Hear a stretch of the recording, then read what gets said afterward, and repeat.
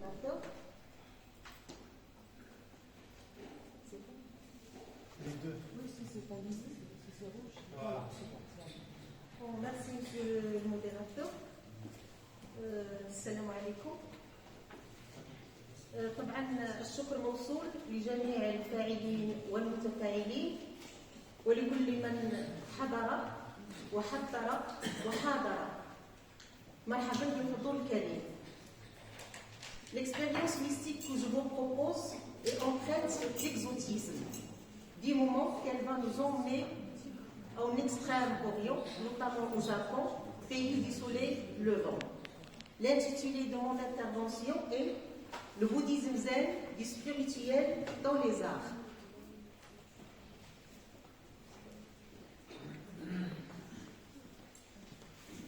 Bon, penser l'expérience mystique, Nippon revient interroger la relation entre art et religion.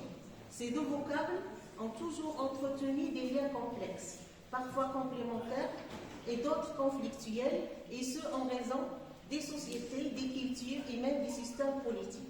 Cependant, au Japon, une inquiétante étrangeté nous saisit lorsqu'on découvre que les pratiques spirituelles et artistiques ont toujours parfaitement cohabité. Avec l'avènement du bouddhisme zen au Japon au XIIIe siècle, plusieurs arts ont connu une floraison spectaculaire sous l'impact de son influence.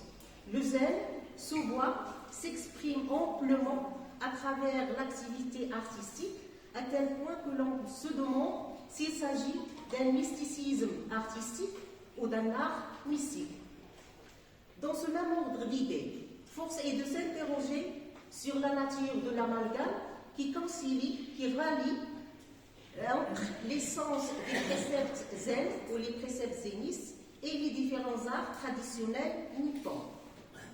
Autrement dit, de quelle manière, de quelle façon l'art se révèle une esthétique d'une représentation matérielle de la perception mystique zen. Bon, lorsqu'on parle de mystique, ça verse dans le spirituel. Le spirituel est toujours en relation avec un invisible qui devient sacré, un invisible intouchable, impalpable, qui dépasse l'entendement humain. Donc, comment cet invisible, il va trouver corps, il va acquérir un vêtement charnel un corps qui est matériel à travers la pratique des arts traditionnels nippons.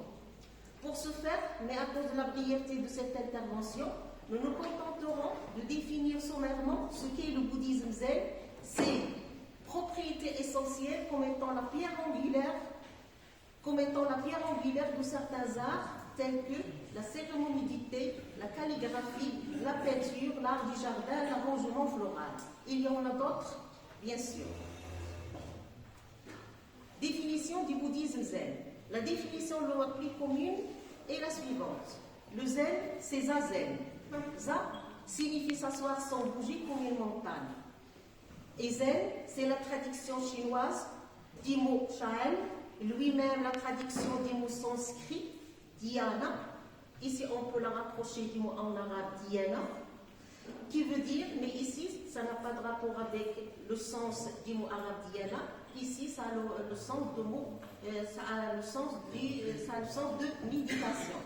En conséquence, le bouddhisme zen s'avère une pratique de la méditation silencieuse dans une posture assise. On l'appelle aussi la posture du lotus. En vue d'atteindre l'éveil parfait, appelé aussi Satori. Certains maîtres zénistes l'éveil l'appellent aussi le nirvana. Celui-ci, selon un mode de dépouillement du corps et de l'esprit, est assimilé à une conversion intérieure, une transmutation qui transcende toute logique et toute rationalité, conduisant à une clairvoyance de soi, des choses et du monde. Ici, si vous réfléchissez à l'idée, vous trouvez qu'il y a une certaine similitude entre l'essence zen et l'essence sophie. Toujours il y a cette transmutation, ce changement sur le fond de la personne elle-même. Seulement dans le sophie, c'est un chemin individuel vers une transcendance divine, omnipotente, omniprésente, mais par contre, le bouddhisme zen, c'est un voyage individuel, mais qui se concentre sur soi, le fond même de la personne. Par l'absorption dans la contemplation, il s'agit de relâcher simplement la capacité de conceptualisation, de ne pas penser intentionnellement à quelque chose. C'est une coïncidence avec l'actualité de l'instant, non pas penser, mais éprouver dans l'ici et maintenant. Certains maîtres d'Ogène, ils disent qu'il faut penser à ne pas penser. Donc, écarter la volonté, écarter la conscience, écarter la volonté de penser ou de dire je vais faire ça ou je ne vais pas faire ça. L'instantanéité de l'action, à ne pas confondre avec celle du réflexe conditionné, sa vigilance ou sa rapidité, s'actualisant dans le feu de l'action, sans passer par un état virtuel au niveau de l'imagination ou celui de la rationalité, donne naissance à une saisie intuitive de la nature des choses. Telle est la voie incommunicable du zen qui se manifeste à travers les pratiques artistiques. Dans ce paragraphe, je vais revenir sur l'instantanéité de l'action, qui est le premier précepte zéniste. La rapidité, on a dit qu'il faut écarter le niveau de la conscience et le fait de l'actualiser dans l'ici et maintenant. En parallèle, le bouddhisme zen cultive une autre esthétique, qui est le wabi-sabi, qu'on pourrait qualifier d'hérésie, puisqu'il coule dans le bouleversement de l'ordre des choses. Selon Léonard Cohen, théoricien de l'esthétique, je cite, le wabi-sabi, c'est la beauté des choses imparfaites, impermanentes et incomplètes, modestes, humbles et atypiques. Notez ici l'emploi d'un certain adjectif qualificatif avec le préfixe privatif un et a qui connote le sens négatif des qualifiants qui sont utilisés. Et si on réfléchit encore, ici, normalement, jadis, selon certains théoriciens, l'esthétique est toujours, ça connote le beau. Mais ici, les canons de la beauté, ils sont déconstruits. L'esthétique, ce n'est pas le beau, mais c'est l'imparfait, c'est l'impermanent et l'incomplet. Par conséquent, tous ces facteurs combinés vont faire émerger des passerelles où le spirituel et l'artistique s'influenceront mutuellement, vice-versa, dans un sens ou dans l'autre et à différents niveaux. C'est-à-dire que les préceptes que je viens de citer, on ne va pas les trouver tous en même temps dans tous les arts que je vais citer. Donc on va trouver quelques-uns, mais on va découvrir d'autres au fur et à mesure de l'exposé. Du spirituel dans les arts, considéré comme étant un exercice ordinaire de la vie courante, le thé se voit gratifié de la notoriété d'art pour la bonne raison qu'un bon nombre d'activités artistiques gravitent autour de lui. Il était considéré comme le manifeste du bouddhisme zen. Les moines zénistes consommaient beaucoup de thé pour se tenir éveillés pendant les moments de méditation qui duraient presque des heures. La cérémonie du thé ou la voie du thé consiste à savourer du thé vert en poudre, qu'on appelle matcha, préparé par un maître du thé selon un rituel bien codifié en utilisant des pièces artisanales et locales. Artisanales et locales, ça revient toujours à l'esthétique du wabi-sabi qui utilise des choses modestes. Le maître du thé procède sur le principe de l'économie des gestes. L'économie des gestes, ici c'est un autre principe zen pour ne pas gaspiller d'énergie. C'est l'art du sens du geste, ni objet superflu, ni mouvement inutile. L'influence du zen s'étale aussi sur, je cite, sur la façon d'agir, sur l'efficacité de l'action et non sur la création. Ça veut dire que l'aboutissement de l'acte créatif n'est pas important. Ce qui est important, c'est la manière d'agir, la manière c'est le processus par lequel on passe pour arriver à quelque chose. Et ce processus, il doit répondre aux caractéristiques que je viens de citer, c'est-à-dire l'instantanéité, la fulgurance, l'actualisation dans le feu de l'action. Sen Sushitsu 15, le 15e descendant des lignées de maîtres de thé, corrobore cette idée. Il dit, je cite, L'hôte met tout son être dans la préparation d'une réunion de thé. Fin de citation. Je vous ai apporté une image, vous avez le thé vert. À droite, vous avez le maître du zen qui prépare la cérémonie du thé. Remarquez la sobriété des décors, la sobriété des éléments utilisés. Remarquez la manière de s'asseoir, le geste du maître du zen. Mais je vous renvoie, si vous voulez, pour beaucoup plus de détails, vous pouvez suivre sur les chaînes YouTube. Il y a des vidéos pour la cérémonie du thé. Ainsi, mettre tout son être dans une action, c'est déjà cette absorption adoptée dans la méditation. L'automatisme apparent du geste ne signifie nullement l'aisance et la facilité de l'action. Donc, l'investissement de l'être de la personne dissimule une certaine difficulté, celle de la précision de l'élaboration et la répétition d'un geste performatif. La virtuosité, la habileté de la technique est tributaire de la maîtrise de l'esprit et de soi-même, comme le perçoit la pensée zen. Bon, certains critiques du bouddhisme zen, ils reprochent à la cérémonie du thé son aspect d'automatisme, parce que si vous suivez l'un des vidéos de cette cérémonie, l'hôte, c'est-à-dire le maître du zen, il procède par des gestes qui s'apparentent à l'automatisme. C'est comme si c'était des gestes mécaniques. Donc on se demande où est cette fulgurance, où est cette rapidité, où est cette instantanéité. Or, ce n'est pas seulement ça qui importe dans le zen, mais ici, il s'agit de la maîtrise de soi dans cette cérémonie, comme s'il maîtrisait son propre moi, le fond, comme s'il était dans le moment de méditation.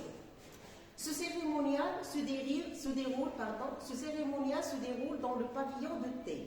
Donc il y a toujours un lieu pour cette cérémonie qu'on appelle le pavillon de thé. On ne le prépare pas n'importe où.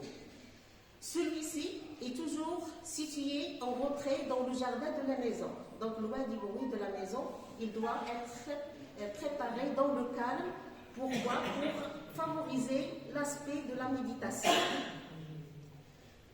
Dans l'accord, on peut remarquer un chef-d'œuvre de peinture ou encore un spécimen rare de calligraphie. Devant le tableau, un vase contenant une seule branche de fleurs arrangée avec un souhait extrême par une main exercée dans l'art de l'arrangement floral. La calligraphie, appelée aussi shodo ou la voie de l'écriture, est estimée à l'égal de la peinture. Elle reflète un état d'esprit.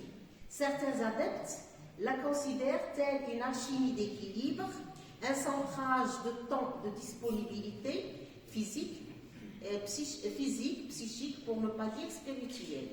Ici, on remarque la réciprocité de l'influence entre le bouddhisme zen et la calligraphie. Vous avez un spécimen de calligraphie ou la belle écriture. Les moines zen se donnaient beaucoup à la calligraphie pendant les moments de repos. C'était une sorte de méditation, un moment qui favorise cette absorption dans la contemplation.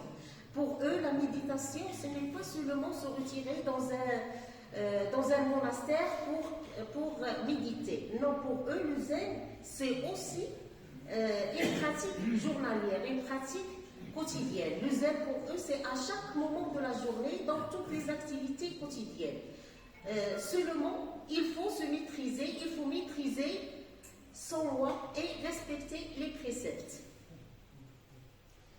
La calligraphie implique absorption et lâcher prise. Le calligraphe, d'un seul coup de pinceau, trace un trait à l'encre noire qui ne pourra être ni corrigé ni effacé. C'est une expérience qui prend forme dans l'inspiration des moments présents, dans l'ici et maintenant, au moyen d'un geste simple, mais minutieux et efficace, tel un moment d'illumination instantanée ressenti par un éveillé.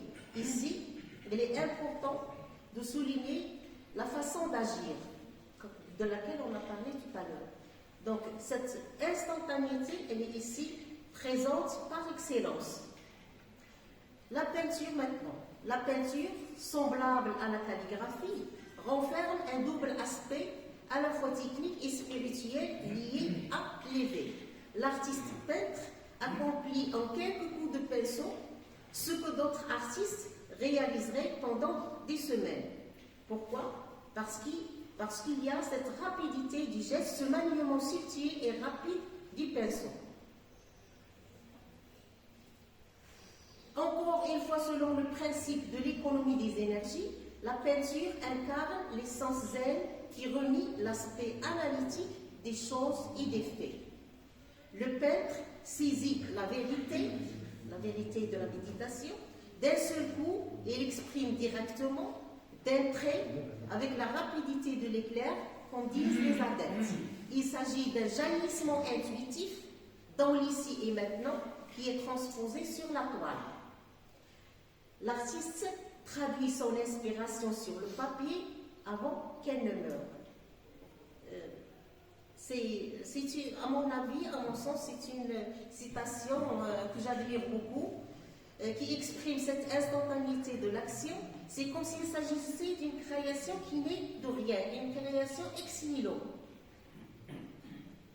La peinture zen ne révèle rien. Elle suggère uniquement, elle propose, elle donne des idées. Elle lève un pan du voile afin d'inciter le spectateur à découvrir par lui-même ce qui est resté in absentia, ce qui est resté caché.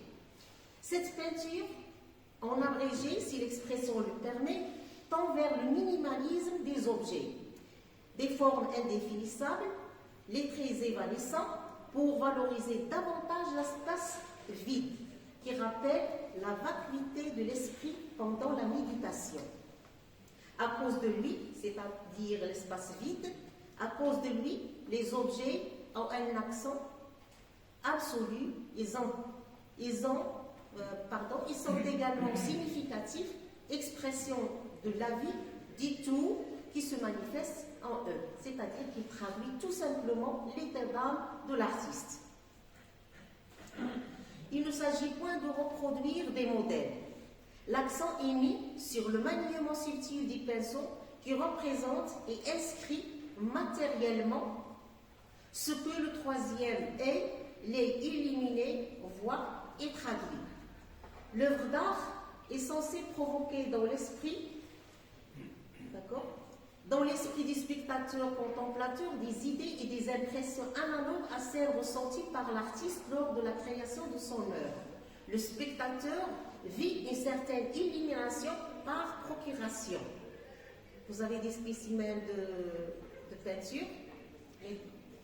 L'envie d'opérer des similitudes entre cette dernière idée et la théorie de l'esthétique de la réception chez les critiques modernes le tentent beaucoup, car pour eux, l'instance réceptrice doit passer de la consommation paresseuse à l'interprétation et à la production d'un sens.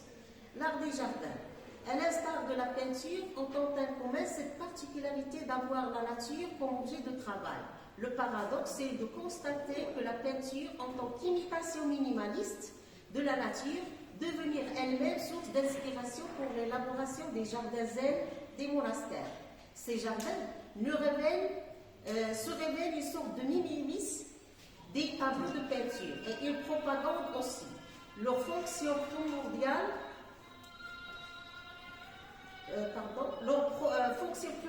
est de provoquer davantage la contemplation et la méditation. Plusieurs peintres sont aussi des jardinistes qui s'appliquent à suggérer des paysages, mais à la réflexion, que peut suggérer un jardin qui est déjà un paysage par nature? C'est un paradoxe. L'originalité de ces jardins, dit aussi jardins de pierre, parce qu'on n'utilise que des pierres de sable, du graphite et ainsi de suite, qui sont devenus par la suite des jardins secs, réside dans la représentation d'eau sans recourir à l'eau. Vous avez un exemple. Le principe de l'esthétique du dépouillement, du dénuement, adopté par les zénistes, ne focalise pas uniquement l'esprit du pratiquant, mais s'étale également sur son environnement, sur la nature. Le recadrage ou la remise en forme d'un cadre qui est déjà dans sa propre nature, rejoint par un mode intuitif de création la vraie nature de l'artiste. Donc cette similitude entre la création artistique et l'état d'âme de l'artiste. Ce concept du jardin témoigne d'une perception originale de l'art en tant qu'harmonie entre l'illumination religieuse et le sens artistique. Je vais conclure. Donc, il me reste l'ikebana, c'est-à-dire l'arrangement floral. Dommage. Bon, en guise de conclusion, l'idée centrale comprend la spiritualité bouddhiste serait de faire ressusciter les forces enfouies dans les tréfonds de l'âme humaine dans l'optique d'un renouveau affranchi de toutes les contraintes. C'est ça la base de l'éveil zéniste, un nouveau mode de pensée, de comportement qui se pratique à chaque instant de la vie, même dans sa banalité. Et puisque l'art est un acte libérateur par excellence, il est devenu un champ fertile pour la pratique zen. Cette dernière ne se limite point aux différents arts que nous venons d'évoquer très brièvement. Il touche par ailleurs la poésie, le haïku, le théâtre, les arts martiaux, la danse et a même influencé d'autres courants artistiques comme le courant Pentine en Amérique. Il demeure un champ de recherche très prisé, mais jamais assez exploré. Fin de la communication. Merci pour votre attention. Et comme on dit, parce que le zen ne se limite pas à ça, et il est entré même de langage, on dit rester zen, c'est-à-dire rester cool pour continuer avec nous le reste des communications. Merci à vous. Merci à vous, Madame Atiqa. Grâce à Madame Atiqa, nous sommes entrés dans le monde de la pratique zen. Et à travers cette communication, on a découvert ce monde très particulier, d'une pratique quotidienne, régulière, et qui s'exprime à travers plusieurs gestes et comportements. Madame Atiqa a parlé de la question de l'éveil. Elle a aussi parlé des activités, des principes fondamentaux et fondateurs de la pratique zen. Et ce qui est aussi intéressant dans la communication de Madame Atiqa, c'est comment la pratique artistique reflète l'état d'âme et les tréfonds de l'âme de l'artiste, et comment l'artiste vit de et par cette pratique artistique.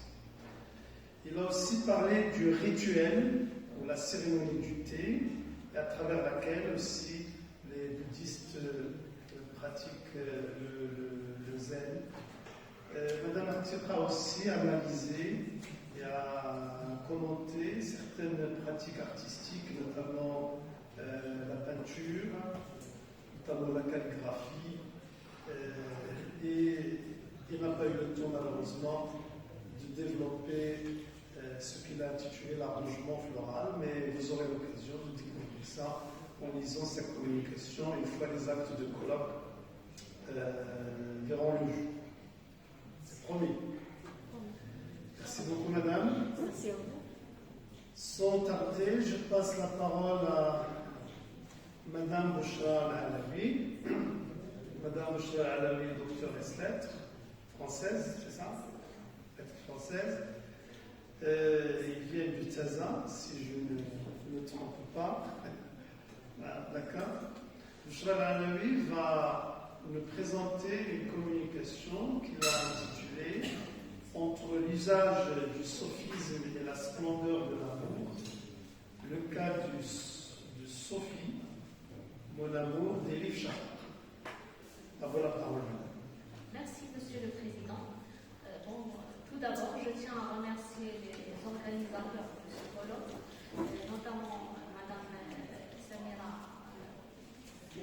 Hamzaz et Monsieur Saleha Hamzaz et Monsieur Hassan Fati pour leur accueil chaleureux et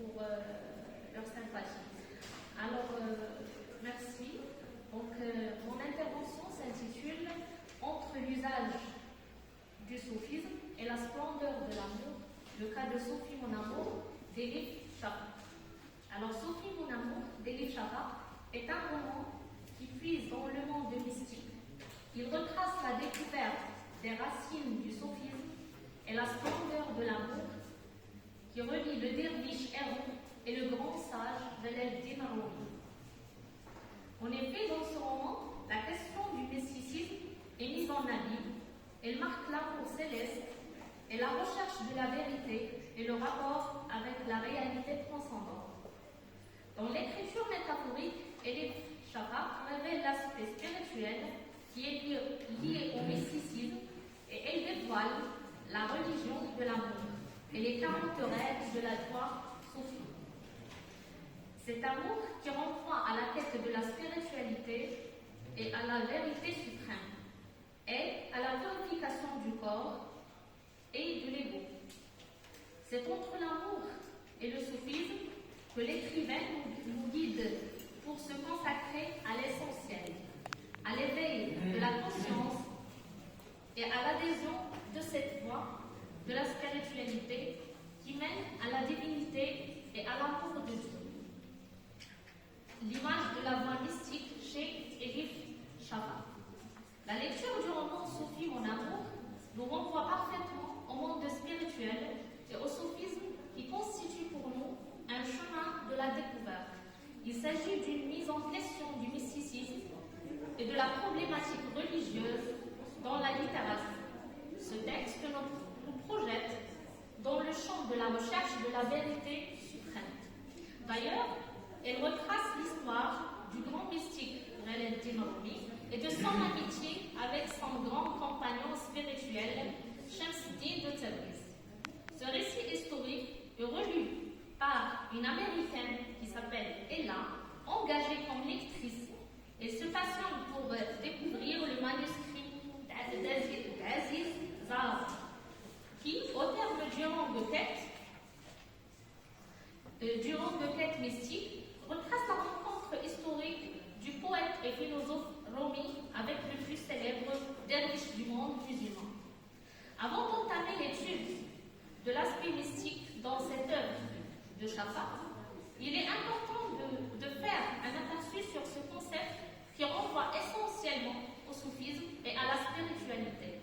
À ce propos, Louis Gardet définit le mysticisme ou mystique comme suit.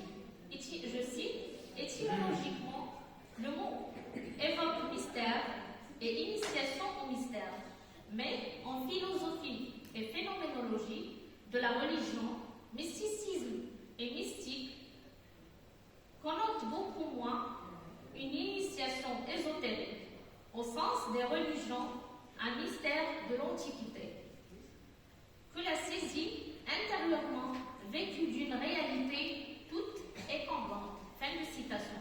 En abordant le mysticisme, nous faisons référence à une discipline religieuse qui révèle le rapport avec une réalité transcendante pour la purification de soi. Il est nécessaire de signaler que la démarche mystique cherche à libérer l'homme, à l'accompagner vers les satisfactions spirituelles à travers la pratique du dhikr, qui signifie à la fois répétition, rappel et souvenir. Il est aussi présenté comme une tentative de recherche de la vérité suprême et la réconciliation avec Dieu. Avec rigueur, dans la voie mystique, il peut se débarrasser du péché, de la mauvaise attitude, de l'envie et de l'avidité pour purifier le corps et l'ego. Ces doctrines présument une parfaite symbiose entre les préoccupations spirituelles et les inquiétudes matérielles de l'être humain.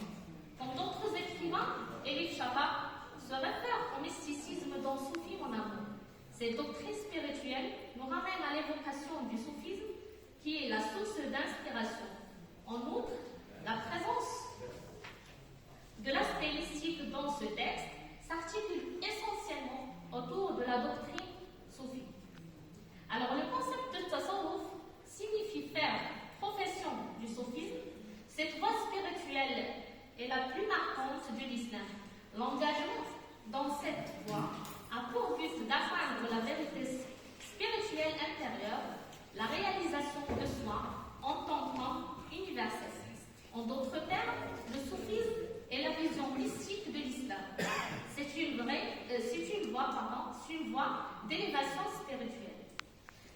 Alors, dans son roman, Shafak a tendance notamment à privilégier l'approche historique, voire idéologique, et à lire la conception de l'amour à partir de la voie mystique. En effet, ce texte proprement symbolique s'ouvre par un avant-propos qui donne un aperçu sur la perception de Rumi et sur sa rencontre et sa séparation avec Shamsuddin de Tabriz. Je cite, « Grâce à ce compagnon exceptionnel, Rumi passa du religieux moyen qu'il était à un mystique engagé, un poète passionné, son avocat de l'amour. Il prôna la spiritualité universelle, ouvrant sa porte à des gens de tous horizons. Au lieu d'un djihad orienté vers l'extérieur, défini comme la guerre contre les infidélités et menée par de nombreux musulmans, à l'époque comme aujourd'hui, Rumi plaidait pour un djihad orienté vers l'intérieur, c'est-à-dire dont le but était de lutter contre son propre ego, son nafs, et de le convaincre. Fin de citation. Par le biais du prisme ingénieux, d'où blasphème, il y a une partie qui s'intitule D'où blasphème. Alors l'écrivain met le point sur le voyage intérieur dans l'amour et la spiritualité en donnant le modèle des mystiques soufis. Autrement dit, la quête de certaines valeurs dans la voie mystique est basée essentiellement sur la recherche de la vérité et de la pureté, l'acceptation de l'autre et l'amour de Dieu. Dans cet angle, il est écrit « Je suis un derviche héros qui ne dort jamais plus d'une fois au même endroit, qui ne mange jamais deux fois dans le même bol, qui voit chaque jour des visages différents. Quand j'ai faim, je gagne quelques pièces en interprétant des rêves. C'est dans ces conditions que j'ai fouillé l'Est et l'Ouest, de haut en bas, à la recherche de Dieu. » Fin de citation. Au fil des parties, nous avons remarqué un lien spirituel et une mise en relief de l'islam et du sacré. C'est à travers les valeurs que l'auteur nous montre la recherche de l'âme. Dans l'écriture des livres Shafak, nous sommes amenés à se déplacer entre deux histoires qui marquent ce roman pour comprendre les accomplissements spirituels des personnages. En d'autres termes, les deux héros, Ella et Rumi, cherchent à combler le vide ressenti. Shams et Aziz cherchent à partager leurs connaissances et leurs voies qui mènent à la purification de l'âme et aux valeurs de la tolérance. C'est à travers ces dualités que la romancière montre le besoin de la paix intérieure et le besoin de s'approcher de Dieu malgré le confort de la vie quotidienne de Rumi et même de Ella. En fait, cet écrivain cherche à montrer que l'âme cherche toujours la paix dont elle a besoin pour la purification de l'ego. Alors, dans cette perspective, elle affirme, je cite, « Je ne cherche pas quelque chose de différent, je cherche Dieu. Ma quête est celle de Dieu. » Alors, tu le cherches au mauvais endroit, répondit-il avec une voix soudaine et grave. Dieu a quitté ces lieux et on ne sait pas quand il va revenir. Je cite une autre citation. Quand quelqu'un dit du mal de Dieu, il dit du mal de lui-même. Fin de citation. Avec un style sobre et métaphorique, l'auteur nous dévoile la science sublime et subtile du sophisme. Elle offre implicitement au lecteur la possibilité de comprendre les valeurs de l'islam et de corriger les stéréotypes sur le monde et la vie musulmane. en mettant en exergue les personnages principaux à la recherche de leur accomplissement spirituel et leur paix intérieure. En parlant de la religion, nous remarquons une autre procédure d'écriture chez l'auteur, une certaine religiosité et une quête spirituelle qui se mêlent entre autres. À ce propos, il est évident d'entamer la spiritualité qui mène à la voie soufie et à la pratique mystique qui a pour objectif de trouver la vérité, de se détacher du moi et d'éviter de singulariser. D'ailleurs, selon l'auteur Zahara, qui raconte la vie de Shams de Tabriz, derviche errant qui vivait au XIIIe siècle, il s'agit bien évidemment d'une guerre intérieure pour Rumi qui cherche à purifier l'âme et partager l'amour et éviter toutes les images négatives.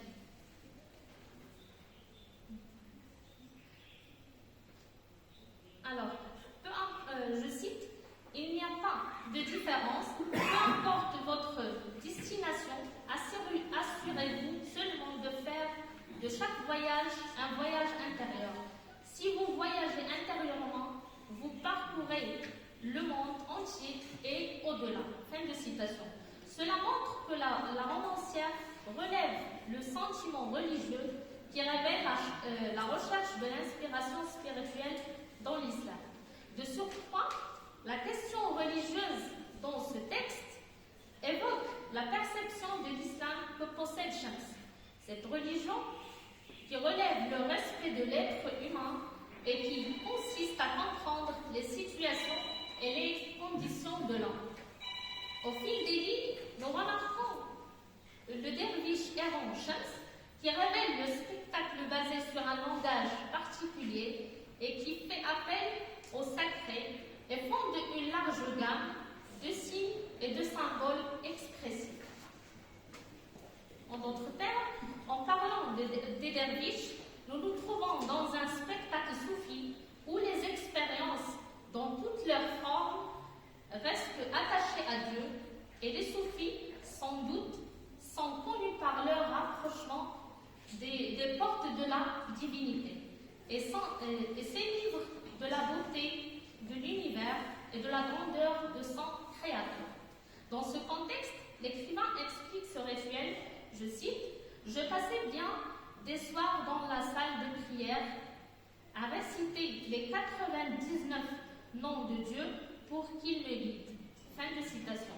C'est à travers la foi de ce derviche errant que se révèle son amour de l'islam et de la voie qui l'a aimé et qui a pour but de chercher à escorter l'individu vers les assouvissements spirituels et mystiques. Comme nous l'avons vu précédemment, l'auteur a changé sa vision après sa lecture du manuscrit, ce qui lui permet de montrer son attachement au sacré en désignant sa sagesse et sa modération, ainsi que son retour au passé. Grâce à l'histoire, elle a essayé de lutter contre les idées négatives. Autrement dit, l'écrivaine cherche à trouver la vérité et à dévoiler la réalité. En effet, en lisant Soufi Mon Amour, nous remarquons que l'écrivaine puise son inspiration spirituelle et repère un aspect idéologique apte à transmettre le sentiment religieux proche de la vie de la voie soufie. L'amour et sa splendeur spirituelle. Aborder la question de l'amour dans Soufi Mon Amour, c'est mettre le point sur l'unicité qui symbolise le chemin de la spiritualité. Dans cette œuvre proprement symbolique, la quête de certaines valeurs dans la voie mystique, basée essentiellement sur l'acceptation de l'autre et l'amour de Dieu, et l'amour de Dieu fait écho à la supplication et à l'invocation du sacré. Au fil des lignes, nous remarquons la présence du temps romantique, même si les supplications et les invocations ne sont pas si claires. En effet, la dimension mystique est très présente dans les nuances romantiques de l'art de la passion. Il est comme l'essence de la vie, je cite, l'amour est l'essence même, le but de la vie, comme Rumi nous le rappelle. Il frappe tout le monde, y compris ceux qui le fuient, y compris ceux qui utilisent le mot romantique pour marquer leur réprobation. Fin de citation. Dans ce roman d'amour, la romancière dresse une image transparente de l'amour dans l'expérience spirituelle. Elle dévoile deux voies complémentaires qui s'entrelacent pour accéder à Dieu, l'amour et la connaissance. En fait, le mystique Rumi et le derviche Shams de Tabriz ayant une conception fascinante de la vie et de l'amour. Et ces deux sont deux grands amoureux de Dieu. Leur amour transcende le monde physique et brise le dogmatique et sa conceptualisation étroite. C'est dans l'œuvre de Shams où il aborde les 40 règles de la religion de l'amour que ce derviche errant met l'accent sur l'amour céleste que l'écrivaine veut nous faire découvrir. En outre, ce livre nous permet de suivre le chemin mystique et de comprendre les 40 règles de l'amour qui sont pleines de vérité, de sagesse et de méditation. Sophie, mon amour, relate l'amour entre deux êtres. L'amour de la lectrice Ella envers un soufi, Aziz, l'auteur de Double Blasphème. Cet amour est issu des orientations données à Ella par Aziz lors de son malentendu avec sa fille Jennifer. Cela a changé la vie des deux personnages suite aux règles de Shams de Tabriz, en montrant l'unicité des religions et en relevant aussi de l'amour et la paix, et relevant aussi que l'amour et la paix n'ont pas de religion ou de croyance. C'est à travers ces deux protagonistes que l'auteur évoque son appartenance et sa vision du monde pour peindre une image parfaite de la relation humaine et de l'esprit de la tolérance. En lisant l'ensemble du roman, nous relevons qu'il est question aussi d'un amour de Dieu, un amour transcendant et pur. Cet amour spirituel qui met en lumière le rapport de l'être avec son Créateur ne change pas selon la situation. Cependant, il se développe après avoir réalisé un montant considérable de pratiques spirituelles. À ce propos, dans la tradition islamique soufie et en abordant la question de l'amour, il est important d'ignorer le moi et de valoriser la domination du nous, ce qui renvoie à l'amour et à l'unicité. Autrement dit, dans cet amour inconditionnel, il y a plus de pensée à propos des autres que de soi, et qui nous rend aptes à percevoir le principe de Dieu chez les autres. Notons que cet amour transcendant est incontestablement basé sur l'âme immuable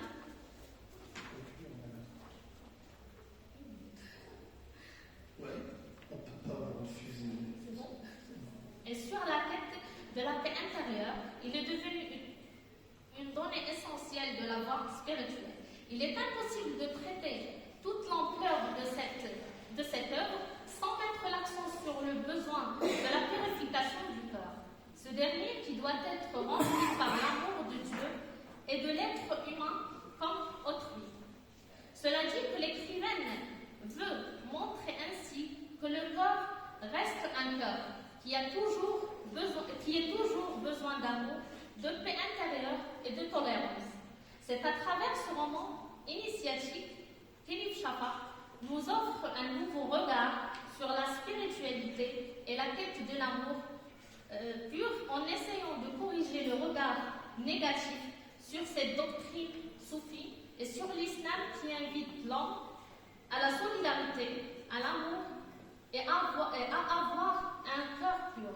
Ensemble, grâce à ce roman, l'écrivaine cherche à unifier les religions en expliquant le soufisme et ses caractéristiques à travers la voix de Rumi et la paix de Shams.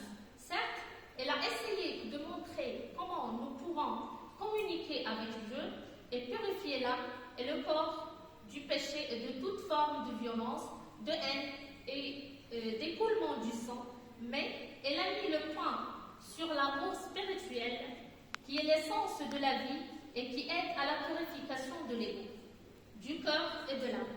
Ce roman est bien évidemment un hymne d'amour qui pousse le lecteur à découvrir une autre facette de la religion et à trouver des raisons profondes pour la pratique religieuse pour arriver à la sérénité profonde. Je vous remercie. Merci à vous, madame.